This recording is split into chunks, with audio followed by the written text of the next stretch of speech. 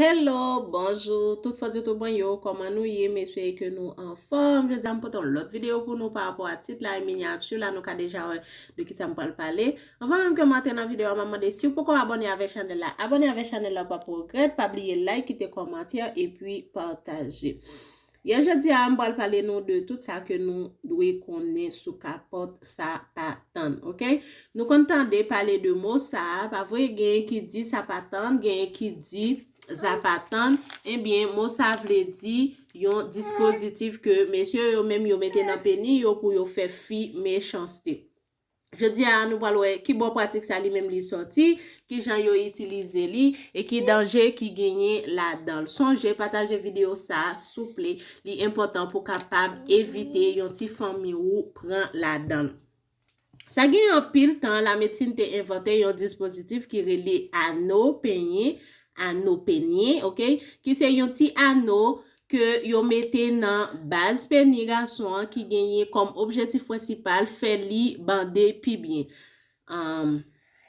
Ça vle di pour li capable camper pi red. N'a parlé ou que ou bande c'est sang qui descend là-dedans nan penye qui donc ti anneau ça li permet à ce que sang qui genye li descend nan penye ou pendant ou bande a li prend plus temps pour li retourner. Ça veut dire ou ap ka fait plus temps bandé, ça c'était pour garçon qui te kon gagner ti problème érection.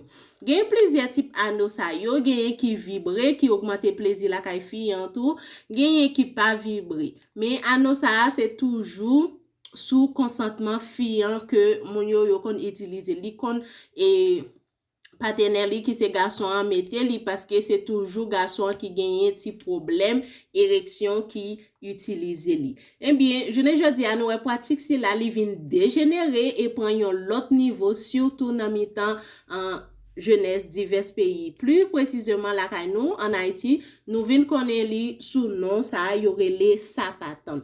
Je n'ai regardé dans photo wa nou ouais, OK?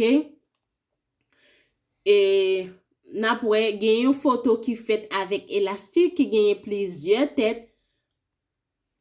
C'était sous forme ça que yo te plus konnen li. Chaque tête ça yo même li relé giga même gens avec job laptop yo. Nan ka image qui accompagne ça c'est yon sapatan 8 giga. Ça veut dire 8 têtes. Monsieur yo mette yo nan tête pen yo pour yo ka régler affaire yo. Puis devant li vin exagéré. Gen nèg qui mette ti boule gogo piti yo ou bien ti bi nan pati nou we tête giga yo. Gen garçon même qui utilise bouchon boisson plastique yo par exemple Tampico et la triye yo prend ti rondelle qui nan bouchon an. Ça qui toujours fait ti bouyo les n'a fait ouvrir bouteille plastique yo ou ka détacher li de bouchon an ti moun kon même remè moulin ti rondelle sa yo. Eh bien c'est li des fois monsieur yo kon mette nan tête pen yo et puis yo mette capote pour fiyan pa ouais ça.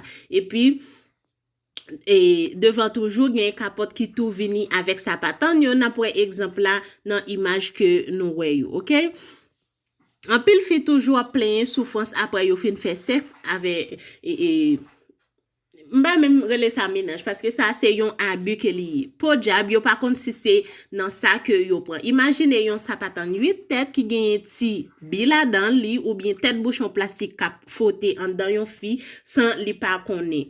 OK, ça c'est m'pa vivre expérience ça, juste me faire recherche là, m'potel pour nous, OK?